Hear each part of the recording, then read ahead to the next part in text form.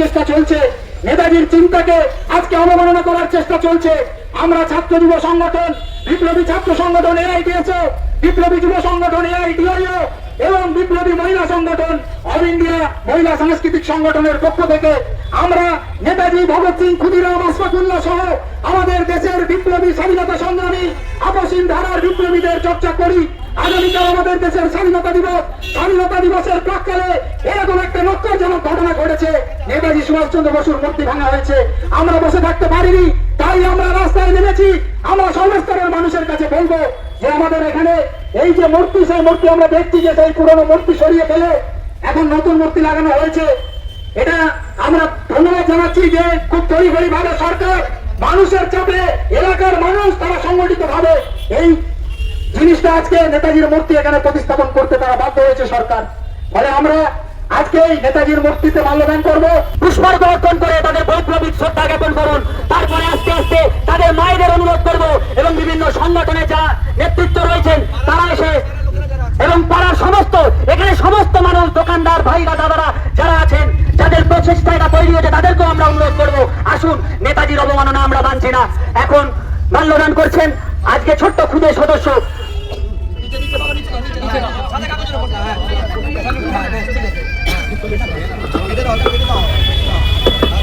নেতাজি সুভাষচন্দ্রকে আমরা ভুলিনি, ভুলবো না। কোনোভাবেই নেতাজি সুভাষচন্দ্রের অবমাননা করা চলবে না। স্বাধীনতা সংগ্রামী বীর বিপ্লবী নেতাজি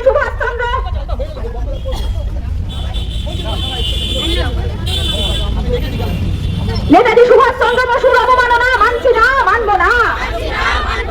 নেতাজি সুভাষচন্দ্র বসুর জীবনের ইতিহাসে লিখতে হবে।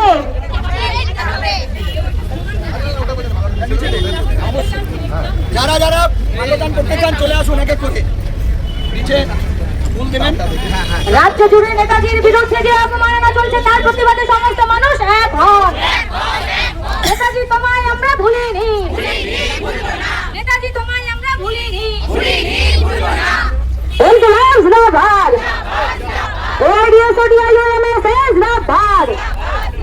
নেতাজির বিরুদ্ধে অবমাননা মানছি না।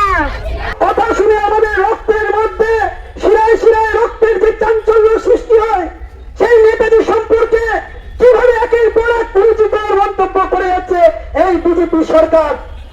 আমরা আতঙ্কিত হয়ে গেলাম। আমরা দেখছি কিভাবে কলকাতার বুকে রাতের অন্ধকারে নেতাজির হাত ভেঙে দিল। নেতাজিকে তারা ভয় পাচ্ছে।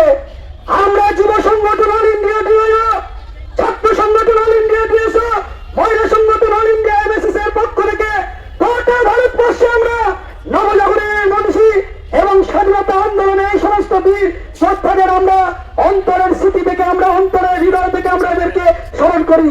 এই সমস্ত মনীষীদের জীবন চর্চার মধ্যে দিয়ে আগামী দিনের যে শোষণ মুক্তির সমাজ আমরা দেখছি, সেই সমাজের আমরা সোপান রচনা করি এই সমস্ত বড় মানুষদের জীবন চরিত্র থেকে।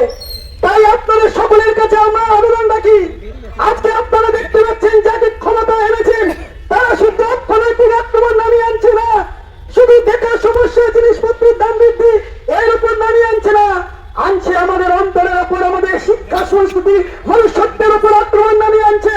আজকে নেতাজির মতো এই বীর মহাপুরুষকে তারা